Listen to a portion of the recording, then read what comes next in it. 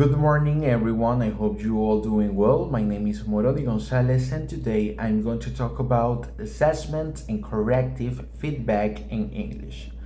First of all, I have to say that assessment refers to the process of evaluating students' learning skills and understanding through various methods and tools.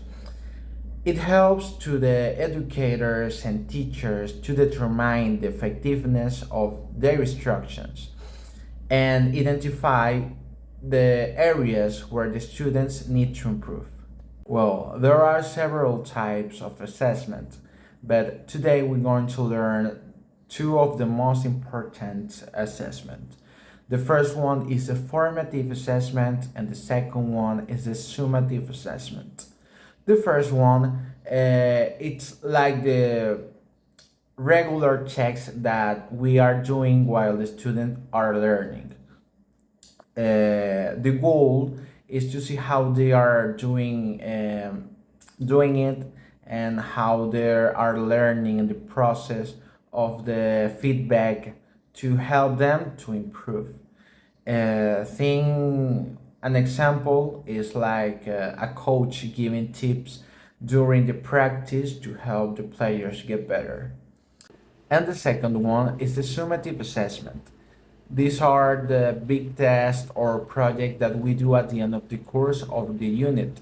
They measure how much the students have learned and if they meet the standards that we set. And it's like the final score and the way to project the knowledge achieved qualitatively. Another one type of assessment that it's very important to learn and apply is the diagnostic assessment.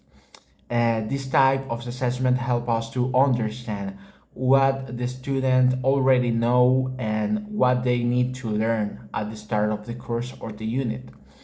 It's like a checkup to see where everyone stands before we begin the lesson. An example is the pretest, the initial assessment or diagnostic quizzes. I don't know, like the short quizzes to find out the students' strength and area to they need to improvement. The initial assessment are the it's like an evaluation at the very beginning of the course, and the pre-test is like a test before giving new knowledge or content at the class. To carry out the corrective assessment is important and necessary to know and be aware to the principles of the effective assessment. We have several principles of effective assessment, and the first one is validity, because it's necessary to ensure that the results are accurate and useful for understanding students' learning and skills.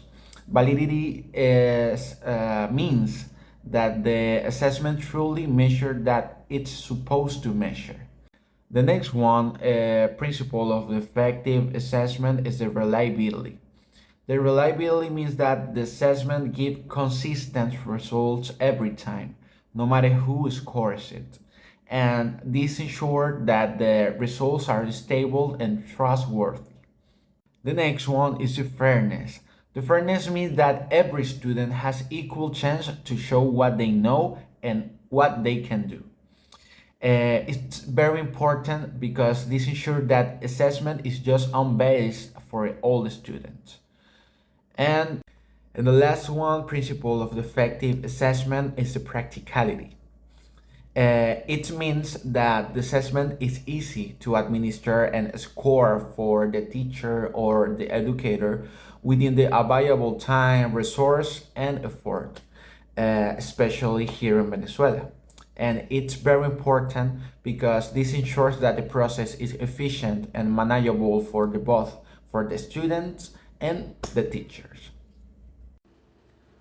Well, once all this topic has been exposed, it's important to learn the types of the corrective feedback And there are so many types of the corrective feedback, but the most used is the explicit correction, and it's just the direct telling to the student what the correct form is.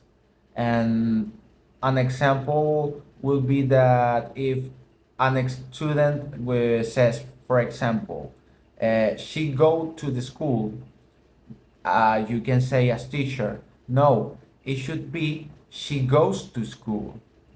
It's like a direct correction. And we can say the correct form directly to the student.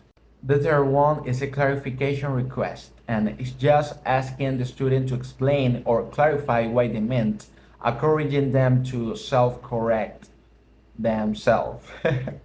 And an example, if the student says she go to school, and we can ask as teacher, can you repeat that, or what do you mean, can you please repeat what you said, and they can correct themselves. The next one type of the corrective feedback is the meta-linguistic feedback. And it's one of the most used for the teacher, and it's just giving comments or question about the nature of the error, often referring to the grammar rules. For example, if the student says she go to school, you can say as teacher, remember the third person singular in present tense, we add the s at the end. And the last one type of the corrective feedback is a repetition.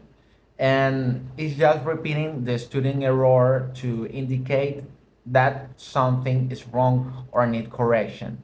For example, if the student says she go to school, you can repeat she go to school with a questioning tone, and they can identify where they are wrong.